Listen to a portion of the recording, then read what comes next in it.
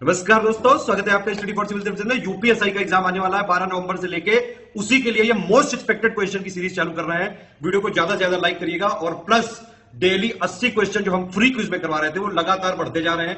80 जो करवा रहे हैं हिंदी के और प्लस जीके मूल विधि संविधान के, वो तो करवाते ही जा रहे हैं, प्लस और भी कई सारी पिक्स शेयर करते जा रहे हैं। UPSI by study for civil services Telegram में चैनल है, एड्रेस आप डाल सकते हैं @UPSI by study for civil services, या फिर इस वीडियो के डिस्क्रिप्शन में जो लिंक है उसी से ज्वाइन करिएगा। इस टेलीग्राम को ज्वाइन कर लीजिए, कंप्लीटली फ्री है, एक भी पैसा नहीं देना है। वीडियो को ज्यादा से ज्यादा लाइक जरूर कर दीजिएगा, लगातार आपके लिए सपोर्ट है।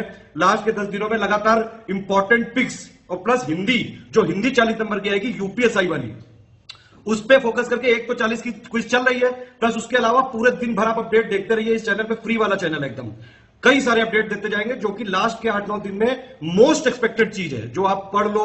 सारे मोस्ट इंपॉर्टेंट पॉइंट हैं, सब कुछ इसमें बताया जा रहा है। एक हमने यूपीएसआई प्लेलिस्ट भी बना दी है स्टडी फॉर सिविल सर्विसेज की, उसमें जितने वीडियो दिए हुए हैं वो जरूर पढ़ लीजिएगा। संविधान जीके के लिए बहुत जरूरी है, ठीक है। कोई और कमेंट हो, कोई फीडबैक हो, कोई सजेशन हो तो प्लीज जरूर बताइएगा। भैया क्विज डेली करते रहो, पिछले 3 महीने से करवा रहे हैं, पिछला भी बैकलॉग क्लियर कर लो और लगातार इस चैनल को फॉलो करके रखिए। तो अगर आप स्टडी फॉर सिविल सर्विसेज को यूट्यूब में फॉलो करते हैं तो हमारा फ्री वाला टेलीग्राम चैनल जरूर ज्वाइन कर लीजिए। ये मेन चैनल है, इसको जरूर ज्वाइन रखिए। ये यूपीएसआई 2021 का जो एग्जाम आने वाला है उसके लिए चैनल बनाया गया। यहाँ पे फ्री क्विज पिक्स सब कुछ दिया जा रहा है, ठीक है। लगातार आप इसमें फॉलो करते रहिए, मीडिया सेक्शन में पिक्स देते रहते हैं, क्विज देते रह रहे हैं, लगातार हो रहा है। आप देखिए लगातार अपडेट देते जा रहे हैं मूल विधि से रिलेटेड। जो टॉपिक आप बोल दोगे इस वीडियो के कमेंट में, उस पर और बंपर रिवीजन करवाएंगे यहाँ पे।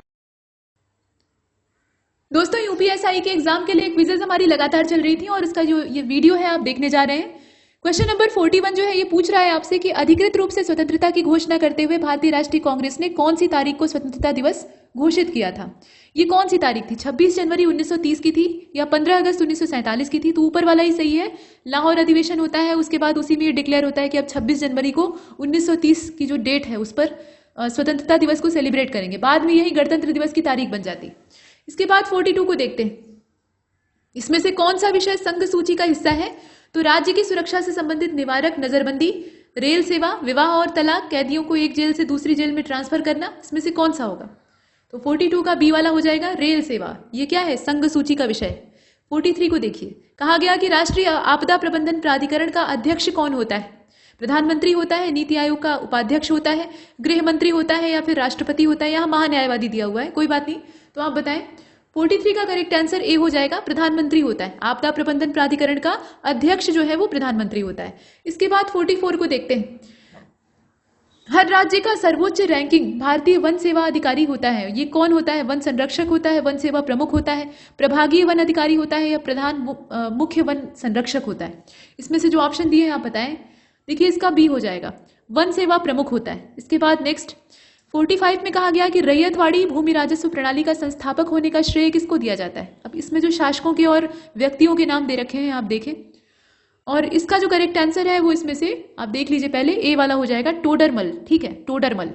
इसके बाद 46 को देखिए, भारत में किसी भी राज्य का गवर्नर बनने के लिए निम्नलिखित में से कौन सी योग्यता होनी आवश्यक है? तो वह भारत का नागरिक हो, संसद की किसी भी सदन या राज्य विधायिका का सदस्य नहीं होना चाहिए, ठीक है, ऐसा, और उसकी उम्र कम से कम 35 साल होनी चाहिए।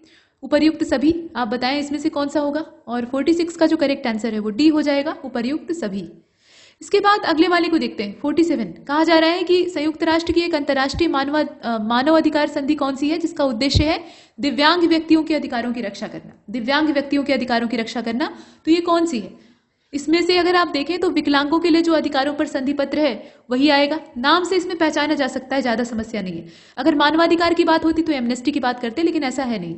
इसके बाद अगले वाले को देखते हैं, कंप्यूटर तकनीक की जो 5th जनरेशन है वह किस पर आधारित है? उसमें इंटीग्रेटेड सर्किट है यानी एकीकृत सर्किट है, या वेरी लार्ज स्केल जो इंटीग्रेटेड माइक्रो प्रोसेसर होता है वो इस्तेमाल किया गया है, या ट्रांजिस्टर का यूज किया गया है, या अल्ट्रा लार्ज स्केल जो इंटीग्रेशन माइक्रो प्रोसेसर है वो डाला गया है? बताइए 5th जनरेशन में क्या खास बात है? तो जो 5th जनरेशन है उसमें असल में क्या है, अल्ट्रा लार्ज स्केल का जो इंटीग्रेशन यहाँ माइक्रो प्रोसेसर है वो इस्तेमाल किया गया है, ठीक है। माइक्रो प्रोसेसर तो पहले से ही चल रहा था, लेकिन यहाँ जो यूज किया गया है वो अल्ट्रा लार्ज स्केल का है, ये इसकी विशेषता है। इसके बाद अगले वाले को देखते हैं 49। जूट का उत्पादन प्रतिशत कहाँ पे सबसे ज्यादा है? तो जूट कहाँ पे ज्यादा पैदा होगा? जहाँ उसके लिए उपयुक्त जलवायु होगी, ढेर सारी आर्द्रता, और उसके अलावा तापमान की अधिकता। तो 49 का जो राइट आंसर है वो इसमें बी हो जाएगा, वेस्ट बंगाल। इसके बाद आमार, सोनार, बांग्ला, देखिए अगले वाले को 50, आय के लाभ पर या आय या लाभ पर लगाए जाने वाले जो कर हैं उसके बजाय वस्तु और सेवाओं पर जो लगने वाले कर हैं उनको किस रूप से जाना जाता है या किस रूप में जाना जाता है? तो कर भार के रूप में जाना जाता है, अप्रत्यक्ष कर के रूप में जाना जाता है, प्रत्यक्ष कर कहा जाता है या कराघात कहा जाता है? इसमें से क्या होगा? तो इसका बी हो जाएगा, उन्हें अप्रत्यक्ष कर यानी इनडायरेक्ट टैक्सेस कहा जाता है। इसके बाद 51 को देखते हैं, सरकारी बजट पेश करने की तारीख कौन तय करता है? वित्त मंत्री करते हैं, वित्त आयोग करता है, राष्ट्रपति करते हैं या केंद्रीय मंत्रिमंडल करता है? और 51 का हो जाएगा सी वाला, राष्ट्रपति करता है। ठीक है, सरकारी बजट पेश करने की तारीख राष्ट्रपति के द्वारा डिसाइड की जाती है। 52 को देखते हैं, कौन सी रचना रविंद्रनाथ टैगोर के द्वारा गीतबद्ध नहीं है? तो चित्त जेठा भय शून्य, कदम कदम बढ़ाए जा, एकला चलो रे और अमार सोनार बांग्ला, बताइए। और 52 का हो जाएगा कदम कदम बढ़ाए जा, ये रविंद्रनाथ टैगोर के द्वारा गीतबद्ध नहीं है, बाकी जितने हैं वो तो हैं। इसके बाद अगले वाले को देखिए 53, कौन सी नदी हैदराबाद से होकर बहती है? मूसी नदी है, ये आप जानते ही हैं। वर्तमान में नियंत्रक और महालेखा परीक्षक, तो इसमें से जो ऑप्शन दिया है उसमें अगर देखा जाए तो गिरीश चंद्र मुर्मू जी का नाम आएगा। राष्ट्रीय आयुष मिशन किससे संबंधित है, ये आपको बताना है। तो आयुष मिशन का संबंध किससे है? महिलाओं की सुरक्षा से है, बच्चों की सुरक्षा से है या स्वास्थ्य से है? तो बेशक स्वास्थ्य से है, आयुष से आप स्वास्थ्य को जोड़ लीजिए, आराम से कर लेंगे। 56 को देखते हैं, कौन सा एक कृत्रिम कीटनाशक नहीं है? तो बेंजीन हेक्साक्लोराइड है, पैराकेट है, एल्ड्रिन है और डाइक्लोरो डाइफेनाइल ट्राइक्लोरोएथेन है, मतलब डीडीटी। बताइए इसमें से कौन सा होगा? बी वाला हो जाएगा, ठीक है, पैराकेट। इसके बाद 57 को देखते हैं, कहा जा रहा है कि सामान्य मिट्टी का कार्बन नाइट्रोजन अनुपात कितना होता है? 10:1 का होता है, 3:1 का होता है, 2:2 का होता है या फिर 8:4 का होता है? यहाँ पर कार्बन और नाइट्रोजन के रेशियो की बात की जा रही है और 57 का ए वाला सही हो जाएगा। ए का मतलब क्या है? 10:1 का अनुपात होता है। इसके बाद आगे बढ़ते हैं, प्रश्न संख्या 59 में कहा गया कि भारत के संविधान के अनुच्छेद 21 क के हिसाब से राज्य कानून द्वारा इस प्रकार से प्रावधान करेंगे कि एक आयु समूह है जिसके कि सभी बच्चों को मुफ्त और अनिवार्य शिक्षा उपलब्ध कराई जा सके। तो आयु वर्ग का आपको बताना है कि कौन सा होगा। तो 6 से 14 होगा, ठीक है, इसमें करेक्ट आंसर क्या होगा? 6 से 14। इसके बाद अगले वाले को देखते हैं, प्रश्न संख्या 60 में कहा गया है कि सरकार को जनता का पैसा खर्च करने का अधिकार कहाँ से मिला हुआ है? जनता का ही पैसा है, सरकार खर्च करती है अपने तरीके से, मतलब जनहित के कार्यों में करना चाहिए, लेकिन जो सत्ताधारी दल होते हैं वो प्राय अपनी महत्वाकांक्षा पूर्ति उसमें करने लगते हैं। कोई भी सत्ताधारी पार्टी हो, उसमें फर्क नहीं पड़ता कि वो कौन सी पार्टी है, ठीक, तो वो एक अलग चीज है। लेकिन इसको खर्च करने का हक कौन दिया हुआ है? ये राष्ट्रपति के द्वारा दिया हुआ है, संसद देती है, लोकसभा देती है या नियंत्रक और महालेखा परीक्षक देता है? तो 60वें का करेक्ट आंसर क्या हो जाएगा? ए वाला हो जाएगा, राष्ट्रपति देता है। इसके बाद 61वें को देखते हैं, कहा जा रहा है कि भारत के संविधान के अनुच्छेद 169 के हिसाब से राज्य विधान परिषद के गठन का अधिकार किसके पास होता है? संसद के पास होता है, प्रधानमंत्री के पास होता है या किसके पास होता है? तो संसद के पास होता है, यहाँ आप देख रहे हैं। इसके बाद 62वें को देख लीजिए, कहा जा रहा है कि हड़प्पा सभ्यता में गढ़ जो शब्द है ये किस जगह के लिए इस्तेमाल होता था? तो ये वो जगह होती थी जहां पे उच्चतर वर्ग के लोग बसते थे, ठीक है, ये ऊंचा स्थान होता था। गढ़ जो शब्द होता है इसका मतलब भी ऊंचा होता है, ऊंचाई पर स्थित स्थान होता है। जैसे आपने चित्तौड़गढ़ सुना होगा या कुंभलगढ़ सुना होगा, तो ये जो गढ़ होते हैं ये असल में किले की तरह से ही होते हैं, ऊंचे स्थान पर होते हैं, मतलब मिट्टी के टीले पर बनाए जाते हैं या चट्टानी जो टीला होता है उस पर बनाए जाते हैं। तो यहाँ जो गढ़ था ये ऊंचाई पर था। और 62वें का जो करेक्ट आंसर है उसमें से सी वाला हो जाएगा, उच्चतर वर्ग के लोग यहाँ पर निवास करते थे। इसके बाद 63वें को देखते हैं, राज्यसभा के लिए चुने गए नामांकित सदस्य का कार्यकाल कितना होता है? 5 साल का होता है, 4 साल का होता है, 6 साल का होता है, कौन सा होता है? तो 63वें का करेक्ट आंसर सी हो जाएगा, 6 साल का होता है। इसके बाद अगले वाले को देखते हैं, उपसभापति को, माफ कीजिएगा, उपराष्ट्रपति को पद की शपथ कौन दिलाता है? उपराष्ट्रपति को पद की शपथ कौन दिलाता है? मुख्य चुनाव आयुक्त दिलाता है, भारत के राष्ट्रपति दिलाते हैं, भारत का मुख्य न्यायाधीश दिलाता है या लोकसभा के अध्यक्ष दिलाते हैं? इसमें से कौन सा होगा? 64 का बी हो जाएगा, ठीक है, भारत के राष्ट्रपति के द्वारा यह शपथ दिलाने का जो काम है ये किया जाता है। 65 को देखिए, किस देश से सुभाष चंद्र बोस अंग्रेजों के खिलाफ मदद लेने के लिए गए थे? तो पहले तो ये भारत में कांग्रेस के अंदर ही रहकर चुनाव वगैरह लड़ते हैं और जो राष्ट्रवादी गतिविधियां हैं उनका संचालन करते हैं, लेकिन बाद में गांधी जी के साथ मतभेद होता है तो ये अलग पार्टी बनाते हैं। फिर देश से बाहर अंतर्राष्ट्रीय स्तर पर ये जो देश की आज़ादी का प्रयास है उसको करने लगते हैं। तो उस क्रम में इन्होंने किस देश से मदद मांगी थी? यहाँ अमेरिका होगा, स्पेन होगा, जर्मनी होगा या फिर चीन होगा। और 65 का हो जाएगा जर्मनी। हिटलर के साथ इन्होंने इसी उद्देश्य से हाथ मिलाया था क्योंकि उन्हें पता था कि हिटलर इस समय तानाशाह की हैसियत से पूरी दुनिया में आतंक फैलाए हुए हैं और ये जो मित्र राष्ट्र हैं वो इससे भयभीत रहते हैं। और मित्र राष्ट्रों में से एक ब्रिटेन का कब्जा हमारे देश पर था, तो ब्रिटेन पर प्रेशर बनाने के लिए हिटलर को साथ में मिलाना या लेना आवश्यक था। इसके बाद अगले वाले को देखते हैं, प्रश्न संख्या 66 में कहा गया कि कौन से अपराध के मूलभूत तत्व हैं? कोई अवैध कार्य या चूक, किसी अन्य व्यक्ति के शरीर, मन, प्रतिष्ठा या संपत्ति को चोट पहुंचाना, आपराधिक इरादा या सभी। अपराध के मूलभूत तत्व इसमें से कौन से हो सकते हैं? तो सभी हो सकते हैं भाई, ये जितने भी हैं ये सब तो अपराध ही हैं। अपराध की परिभाषा दी गई है, कहाँ से दी गई है? तो दंड प्रक्रिया संहिता 1973 की धारा 2N में दी गई है। यह जो इंडियन पीनल कोड है 1860 का, उसके अध्याय 2 में है। भारतीय साक्ष्य अधिनियम जो है, एविडेंस एक्ट, उसमें 1872 वाला, उसमें धारा 3 में है। यह सभी कुछ मतलब सभी में है।